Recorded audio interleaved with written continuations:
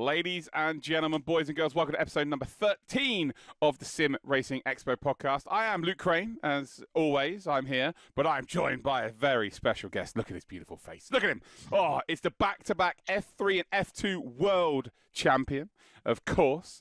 And he's now in his rookie year with Kick Sauber, where he is one of the form drivers in the championship currently, with 4 points finishes in his last 6 races, including a career best P6 at Hungary. Oh, it's Gabi Bortoleto. How you doing, mate? You okay? Hey Crane, hey everyone, I'm okay, happy to be here. We have been trying to organize this for quite a while, but finally managed to come by and talk a little bit to you guys. I think it's fair enough though, Gab. You've been traveling the world and, you know, entertaining fans around the world, and this is a small little podcast, but you've been busy. It's obviously been all new for you this year as well. You've hit the pinnacle of motorsports, which is motorsport driver's dream, that not many people manage to get to. So, yeah, I think we can forgive you a little bit there, mate. Let's dial it back a touch then. Where did it all begin for you, Gabi? You know, when did you decide, you know what, I fancy racing 4 wheels? Well, I was 6, and my brother was always passionate about the sport. My father was super, passionate about the sport. Unfortunately, when he was younger, he didn't have the financial conditions to drive himself. So, I mean, he worked very hard in his life and gave the opportunities to his sons. And my brother started a little bit before me, and then with time, watching him race and everything, I got in love with racing. And then I was always asking my father if I could do a race, and it went like this for a couple of months, and then he allowed me to do my first ever racing go-kart, and since then I never stopped. Right, well, your dad's still heavily involved in motorsport, right? It's quite well documented. Well, I'll let you explain what your dad does.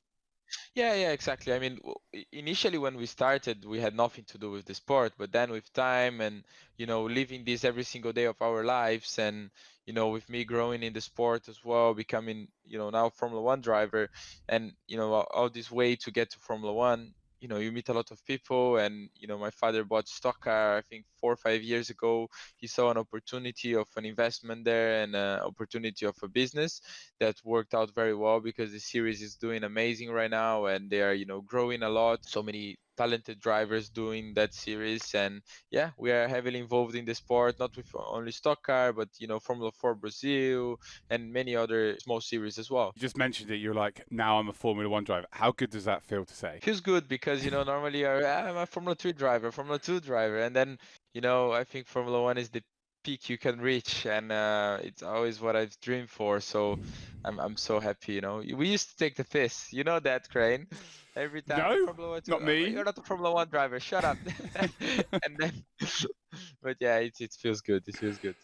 No, amazing. So obviously, when you're 6 years old and you and your brother are karting, it's kind of more a bit of fun, right? It's not that serious. When did you and your family realise that, oh boy, we've got a very talented young man on our hands here, and began to take it a little bit more seriously? Well, we always took everything serious there. We knew it was a lot of money being spent in karting at the time as well. We didn't have the luxury to be doing that just for fun. But yeah, initially it was for fun, the first year, let's say. And then after that, there was need discipline from my side, from my brother's side. If we want to continue doing it, we need to do it properly. We need to study the sport and to practice. And, it became something a bit more serious straight away. But I think when we really said, okay, now there's no way back, and it's just literally we need to reach this goal of being a Formula 1 driver one day, was when I went to live in Italy, in Lake Garda, in 2016, end of 2016. So I was around 10, 11 years old, and then I started racing there. And I think I went to live by myself with another guy that's called Francesco. He was my driver coach back in the time. Yeah, it was amazing, because we lived together for many years, and my family obviously stayed in Brazil because they needed to work. But we had a great time there. I've learned so much, and I've done very good results in karting that opened a lot of doors for me in my future in racing. So I think that's the moment when we realized that we could not come back anymore. Well, I've obviously known you a few years now, and I know your backstory in terms of you raced in Formula 4 Italy, Formula Regional. You did a lot of racing in Italy as well over the last years before you managed to get into the like F3, F2, obviously now Formula 1. Were there any huge setbacks that you had to overcome during that period of time? Oh, yeah, for sure. I mean, I had tough seasons. I had my Formula 4 season was not too bad. I won races and everything, but we didn't win the championship. So definitely was a tough year. And then I think the toughest one was my first year after F4 in Freca, that I went to a team that, they were very hardworking people, and I'm really grateful because we did a lot of good things together. We achieved the first podium for the team and everything, but the truth is we didn't have the car to fight for podiums and wins, and it was a small team, it was like a secondary team of the main one. So it was a tough year for me to handle all of that and to still keep my head cool, and I still need to follow my dream. And yeah, and then after that I had another tough season because I went to a better team, but we had so many engine problems with the championship. The team was amazing, they did a very good job with the car, and we were very competitive, very fighting for wins most of the weekends. But that we had some problems that we were not able to fight for the championship.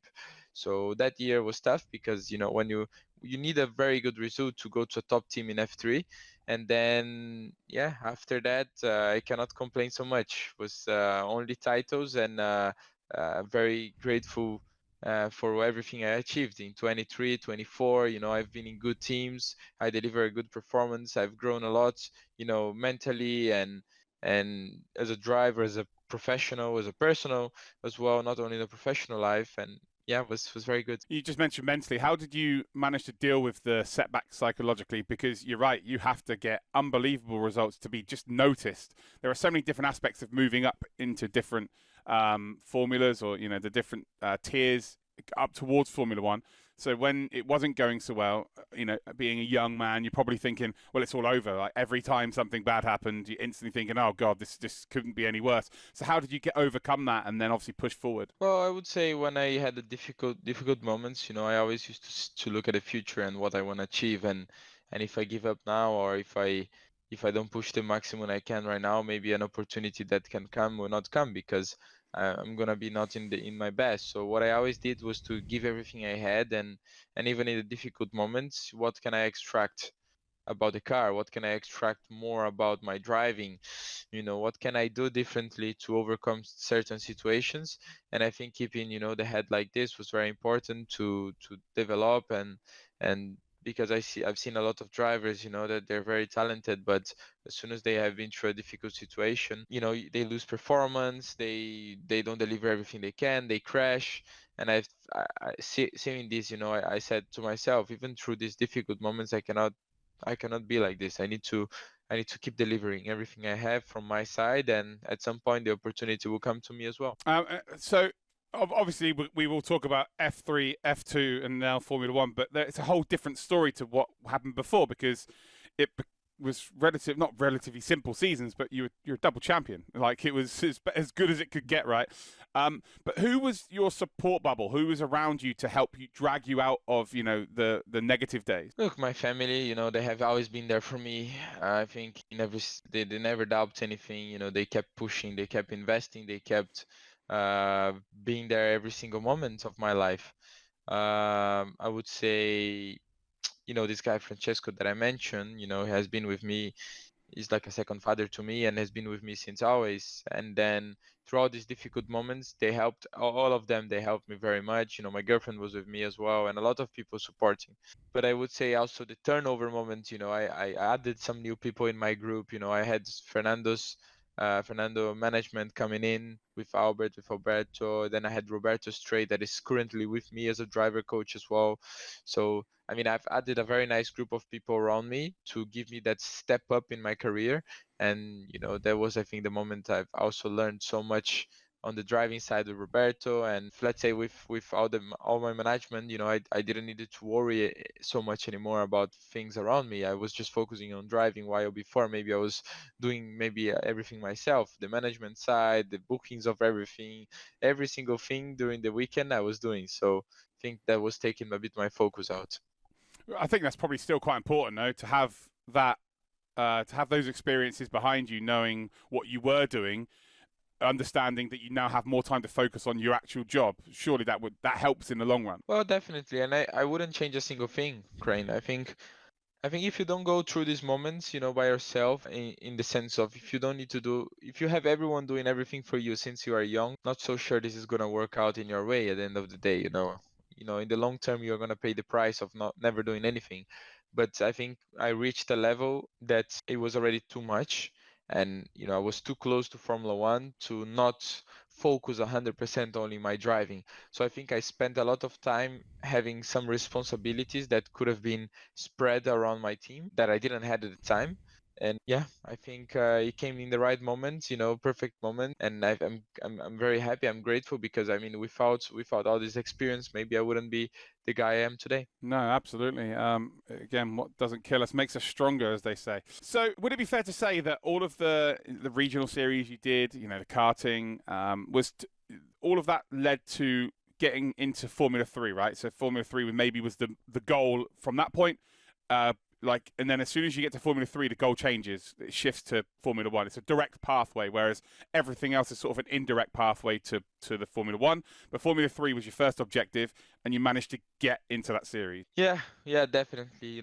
Getting to F3 is never an easy task. You have a lot of talented drivers there. You want to be in a good team as well that can supply with a very good car, with good engineers, with good structure. And I feel like I've been lucky. I've been with Trident that year, and they delivered an amazing performance. They delivered, a lot of good things for me that year. And this team has been one of the best I've ever been. Well, it was a pretty good season, right? And it's kind of strange because people who are watching this probably more so follow Formula One, and a champion of Formula One tends to win or be in control of their destiny a little bit more so than in Formula 3 and Formula 2 because the cars are all the same in Formula 3 and to a certain extent they're all the same. So it's such a tighter season, and in your Formula 3 championship win, you got 2 wins and 6 podiums, which people are going to be like, it doesn't sound a hell of a lot, but it's just how competitive the series is. Like, how difficult is it to be in a championship hunt, but most weeks you're thinking it might be slipping away when you get a P9 or a P8 and you're like, there's nothing really else you could do from that situation? Well, I had some races like this, but this was mainly at the end, when I was achieving my first international big title. And I think I had 1 or 2 races that I didn't score podiums, or was tough races. I think like that races he went through my mind, like, fuck, they are getting closer, and I've maybe could have done a better job here, and I've not delivered. And it feels terrible when you feel that maybe this is slipping out of your hands. But to be honest, we always kept up with the process and with what we wanted to achieve, and we kept our heads cool, and we did our mega races at the end of the year to deliver the job. Because F2 was a bit different than F3. I think F3 was a more dominating season in the sense that since the beginning of the year I was leading the championship and I finished like that. F2 was all about recovering, coming back from a very tough start of season, and then winning the championship by being super strong mid-season. So yeah. And famously, you won in the pits, right? That was, I still remember you on the radio now and the excitement, of course, winning that first championship. During that season, were you thinking solely about F3 or was there a bigger picture in the back of your mind? I'm just interested to see what it was like in your brain. Well, no, I was thinking only in F3. I knew I was doing a good job there. I didn't need to focus on anything else. People had things under control behind me. As I said, it was the first year I had a very good structure behind my back that I could rely and I could trust 100%. Yeah, to be honest, that season I was very focused on F3. I didn't have anything else. I signed my F2 contract quite early in the F3 season because it was a very good opportunity with this team, and they made a very good price, and they made a very good proposal to me, and I couldn't deny, and we went for it. Yeah, well, you were champion, right? So there was the right decision for them to sign you on, and then you ended up in F2 in a team based in Norwich, of all places, which is it is Norwich, right? Yeah, Norwich. Yeah. So my grandparents are from Suffolk, the county below, Felixstowe. You probably never heard of Felixstowe, but yeah, not far away from Norwich. So when you were telling me that, oh yeah, I'm in Norwich, I'm like, what? Why are you there? But obviously you signed with them, the bright yellow machine, as it was, and Another very tough season. Going into the season, what were your expectations? What were you trying to achieve? Well, obviously I won F3, so I was thinking about I want to win F2 as well in my rookie season, you know. I knew it was very ambitious because F2 is a completely different car. You know, it's a completely different championship with pit stops, with longer races, with different tires, you know, managing the tires. So I don't know. I had a lot of strong drivers in my season as well that were repeating third, second years. So I was like, this is going to be a long season and tough one. But I knew I had a chance. So that was the mentality I went in the season. What were the main differences between F3? Obviously, we know the car, but what were the main differences in terms of you adapting to F2? What were the strengths you took into it? Maybe what were your weaknesses that you found out during the season? I think the car being, you know, new as well for everyone because it was a new regulation. I couldn't not only focus on the driving side, I also needed to focus on the development side of the car with the team. So it was a bit complicated at the beginning of the year because we have done some mistakes that could have been avoided, like my starts, you know, they were very bad. But we had a problem with the way we were setting up the clutch bite for the start. That we only discovered like 4 or 5 races after the season started. So we lost a lot of time on that, doing very shit starts. And then We never mentioned it in Discord, though. We never mentioned it ever. never, Ken, never. My starts were amazing. You guys were super Optimum. supportive. but uh, but yeah, to be honest, I think you know that part of the season was very tough. But I had all the support as well from the team, from everyone around, and it was great because we managed to overcome that situation and put a very good performance from there on, and just you know win races, podiums after podiums, and win again, and getting up in the championship, and it was absolutely insane. Let's first of all congratulate you because you're one of only 2 drivers to ever go back to back in your rookie seasons of F3 and F2, and the other one is currently leading the Formula One World Championship. So not a bad class to be in, Gabi. So fair play on you for that. Which yeah, I know how much hard work you put in, and yeah, I think everyone's very very proud of you, and I still believe the journey's just beginning, right?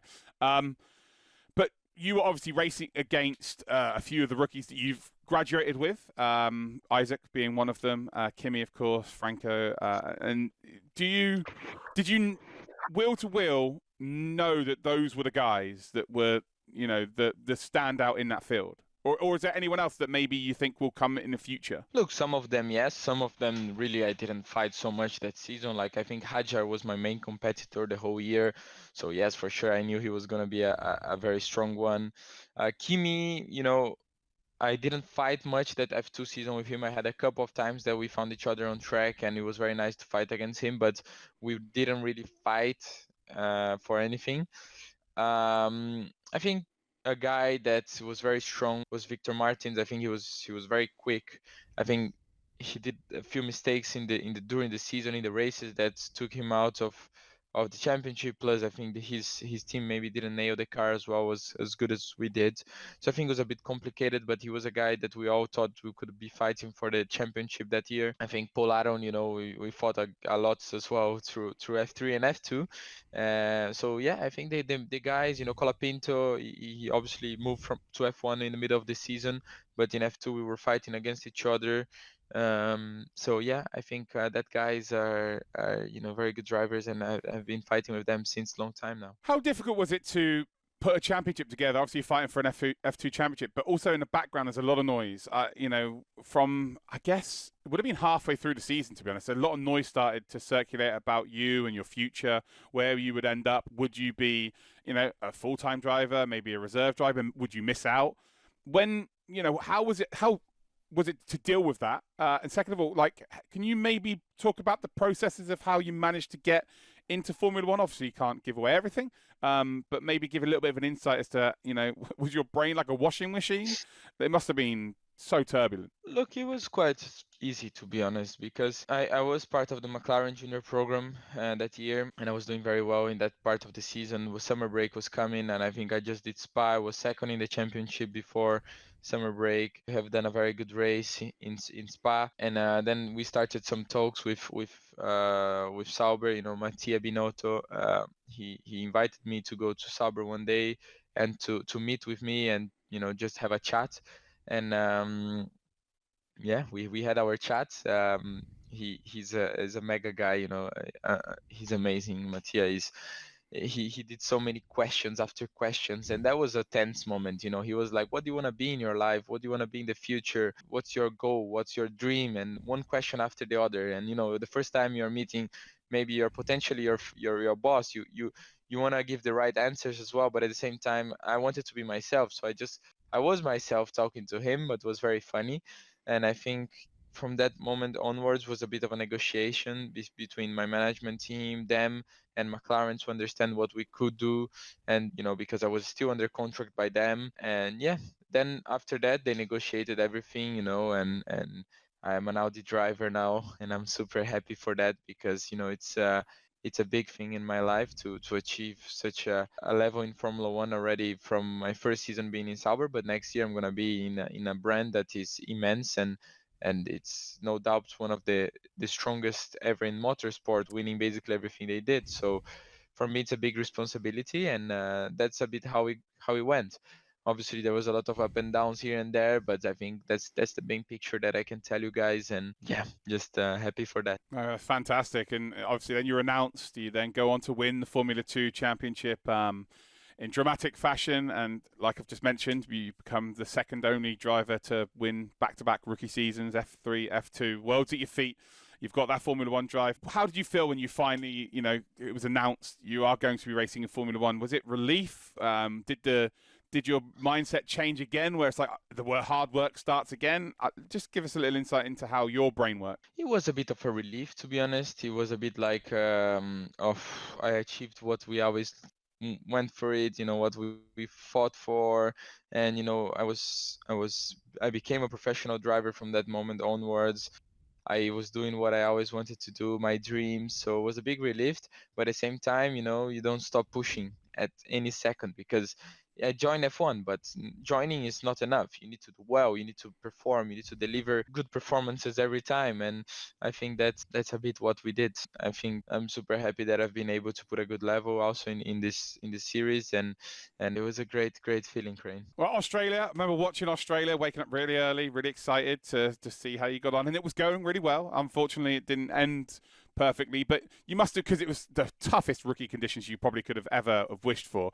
But you must have come away from that weekend, obviously bittersweet. It didn't work out in terms of the race finish and whatnot, but you must have felt like I belong here after how you managed to perform for, let's say, 50%, 75% of the race. I think it was a very good race until that moment. I had a couple of failures through the race that were really bad ones, that was making my life quite difficult in the car. But I think I got every single situation in my first ever race.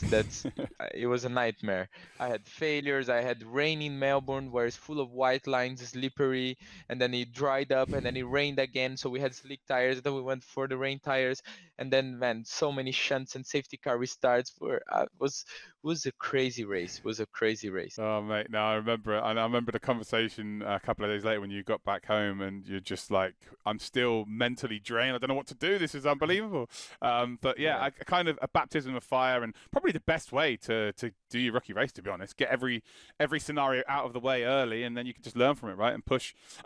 The first half of the season, fair to say, it was you finding your feet in Formula One within the team, obviously changing sports effectively, moving from F2 to F1. It's like a different sport, to then becoming one of the form drivers in the championship. For me, you're doing unbelievably well, Gabi. I know I'm sure there's many people telling you this, but I'm super chuffed with how you're doing at the moment. But what changed mid-season for you to finally just feel like it's almost like you belong in the top 10 now? Well, I mean, I think some people don't know that I didn't had many testing in F1 before the season started. So I came as a rookie, but a real rookie, like no testing. Really, I had no idea with a lot of things I know today. And yeah, man, I think it's been just crazy, the curve of learning I had this season, and I like to study, I like to analyze things, I like to review things, and I think that has been my mentality this year, and that's how I approach things. So that's why I have been improving so much from my driving side as well, from the racing side, quali side. And not only that, but I mean also my understanding what I need from the car. and what suits me, and what do I need to achieve by what do I need to do to achieve certain things in the racetrack. And yeah, I think that has been a thing. Plus, the team has done an amazing job. I think that's the main topic here that maybe people don't talk so much about. But all the upgrades they brought, especially in Barcelona, was a big turning point for us, where we brought this upgrade that put us in a very much better position. And plus Austria and then Silverstone, and just step by steps, we growed a lot. Yeah, absolutely. It's been fantastic to see your journey progress, and now doing what you're doing. Yeah, no, fair play to you, mate. How have you dealt with the popularity? Because I'm sure you're aware, but people love you, man. It's the internet are just rooting for you because I know you are a good guy, but you come across to people who don't speak to you on a personal level as a good guy. And yeah, what's it like receiving all of those messages of support? And when you turn up to a track now, you've just got thousands of people shouting your name. It must be amazing. It is amazing. I try to, always make it personal, because I think people deserve to know a little bit. Because I know a lot of people that watch us in interviews and everything. They want to know, maybe it's younger drivers or parents of drivers, and they want to know a little bit what drivers in Formula One they have been through, and what do they need to do to achieve these same things with their kids or themselves. So I try always to make it personal and always funny, but at the same time a bit serious, to make it clear what's the image of this sport. But yeah, I mean, it's great that people, can maybe take us in F1 as a bit of inspiration. You asked me about the fans. Yeah, great. I mean, it's nice. It's nice to be on track, and have so many people supporting you. Brazilian fans, flying all over the world to watch. They're very supportive, and it's just amazing, and I'm grateful to have these fans. Plus, also other people that are not from Brazil but very supportive, and even in difficult moments, they have been there pushing. Come on, Gabi, go on, man, keep pushing, heads up, and now in the very good moments they are also there. So it feels great. Yeah, I've got a 9-year-old and a 5-year-old that are always looking out for the green car with Gabi in it. It's really quite nice to see, actually. Right, final couple of points we'll bring up. I wanted to talk to you about your preparation, how you use sim racing to prepare for races. Obviously, I know that you prepare with certain two drivers from the Formula 2 and Formula 1 grid. We can talk about the competitive nature of you three, which is wild. And then we'll talk about how you managed to become an ambassador with Team Redline. So first of all, obviously, I know that you prepare a lot with AC, and you have a little bit of a competitive side of things with Max and Browning. Just talk the audience through how that works. Well, yeah, I became an ambassador for Redline in 2023, when I started joining you guys on the Discord and chatting. And I knew a little bit Max from previous years, but I was never close to him, or Browning. Was the first time I was talking to him in that F3 season.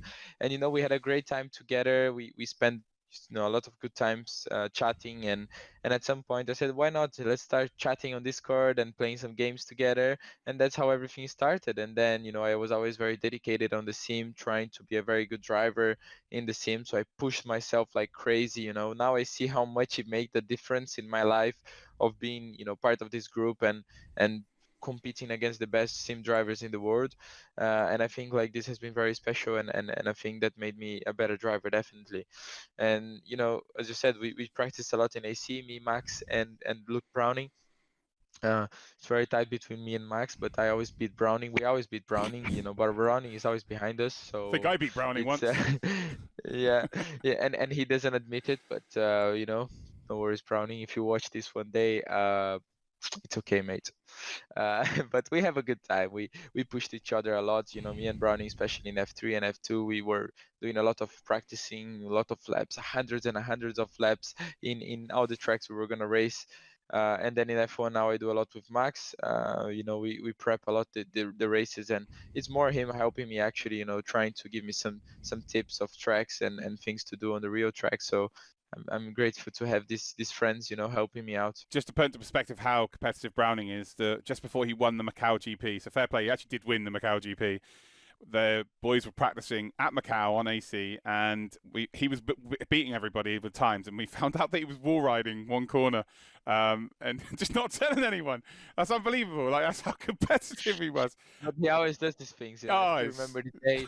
I still remember the day that we were driving, you know, in Monaco, and I was beating him, but like very close, you know. We are always close, you know. But I was beating him like half a tenth or 1/10, and he was like, "No, impossible. My lap was perfect, so it's impossible that you are beating my lap time. So you are cheating. You are doing something. You are wall riding in the hairpin." And I was like, "Browning, just accept I'm faster. This track I've been better than you." And then he's so competitive. He rage quit. He didn't want to talk to me for ages. And it was crazy. Yeah, but then you'll wake up in the morning, and then at 4 a.m. you had a notification where he's posted a picture where he's just gone a little bit faster, and he's been up since for like 4 hours doing it. It's no, it's wild between you guys. And just before we end up, what your relationship with Max? Obviously, a lot of people are now starting to see that he, as much as he's still in his mid-20s, he is kind of someone for the younger drivers to look up to. You see a lot of you hanging around with him and getting information from him without him, I guess, realizing, to be honest. But you guys just always look like you're listening to him like his disciples almost. What's your relationship like with Max? I know it's like, you know, when we play Call of Duty, but I mean, as a racing driver at the racing track. How can I explain our relationship? It's great. I mean, Max is he likes to stay on his own, you know, like at his home. And every time he's back in Monaco and I'm back in Monaco, we are playing games, you know, and we have a good time. We chat about a lot of things. He gives me a lot of advices on my career of what to do, or especially when I was in F2 and going to F1, you know, with possibilities I was having at the moment, you know, what to do next year. I don't know if I have a full seat time or not, and I asked him a lot of things, and he was always, you know, being there to help. And he does the same to Browning as well. It's not only to me, you know, but you know, he's a guy that I don't know if someone helped him when he was, you know, in our age, but I feel like he's super happy to help. He feels like happy to do so and spend time as much as is needed. If we need to talk for half an hour, 1 hour about things, he's there and he's doing that. And he doesn't gain anything with that, only the happiness of his friends, you know. So yeah, it's a good guy, you know, even if he's very bad at COD and and he plays this the whole day, and when we join we always outscore him, Crane, me and you, and it's impressive. But it's good. I don't know, mate. It's my point of view on the stream. They know how bad I am. I can't. You can hide it, but I can't. True. Oh, mate, it's been an absolute pleasure, Gabi. I'm fully aware that you actually have taken a long time out of your day for us, so really do appreciate it. And honestly, it's been such a pleasure watching your journey and actually knowing you personally and how you go about yourself, your day, and how you conduct yourself it makes it even more. It makes me even more happy to see you succeeding, because you are genuinely just a great guy and very talented. So fair play, mate. Congratulations. God, I'm just struggling to get words out here. Yeah. Congratulations. Thank you for being on the podcast, mate. And yeah, maybe we'll do a catch up in about 5 years' time when you've become a Formula One World Drivers Champion. Oh, I hope so, mate. Thanks everyone for watching, and yeah, keep following and supporting me, please. Thank you. Wonderful stuff. There you go. That is episode 13 in the books. If I can get my words out this time, guys. If you want to let us know how you thought this podcast went down, if you enjoyed it, let us know. And if there's any special guests that you want to see on this podcast, put it in the comments below. Take care and have a wonderful rest of your day.